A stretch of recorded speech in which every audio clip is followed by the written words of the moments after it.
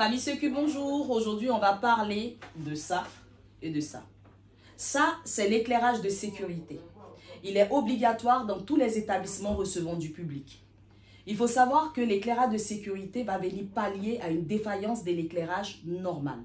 En cas de coupure générale, l'établissement a besoin de pouvoir évacuer le public en cas d'incendie ou par exemple de fuite de gaz, voilà, et montrer la bonne direction au public pour qu'il puisse sortir.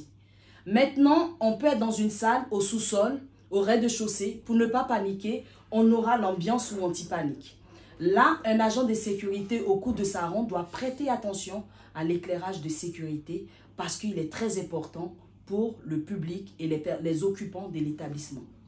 Donc, il faut savoir comment on contrôle l'éclairage de sécurité. Dans un premier temps, l'éclairage d'évacuation. Vous allez contrôler la lampe. Si la lampe fonctionne, elle est en état, voilà comment elle éclaire. Mais là, elle est en état de veille. Voilà. Il peut s'avérer que la lampe peut avoir un défaut. Si jamais la lampe a un défaut, en ce moment-là, il devient orange clignotant. Donc, il faut remplacer la lampe. Donc, vous le mettez dans la main courante, bien sûr, et vous remontez l'information à votre responsable. Si jamais vous avez de l'orange fixe, ça veut dire qu'on a un défaut de batterie.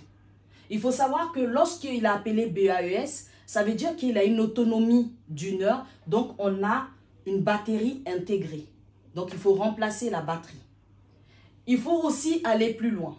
Nous avons un boîtier. Ce boîtier-là, lui aussi, il peut être défaillant. Donc, il faut regarder dans l'angle. Vous allez avoir soit la couleur orange fixe, ça veut dire c'est un défaut de boîtier. Si jamais il est vert, ça veut dire que votre bloc est en état. Il peut s'avérer qu'on peut avoir du vert clignotant. S'il est du vert clignotant, ne vous inquiétez pas. C'est tout simplement que votre bloc est en train de charger. OK? Parce qu'il y a une batterie qui a une autonomie d'1 heure. Voilà plus ou moins comment on contrôle l'éclairage de sécurité, sans oublier aussi la flèche.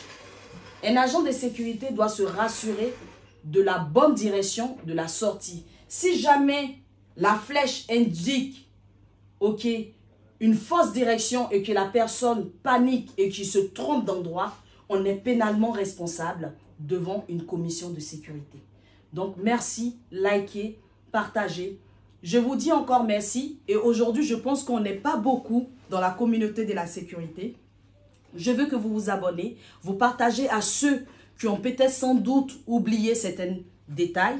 Vous savez que les agents de sécurité, nous sommes des agents de qualité. Merci.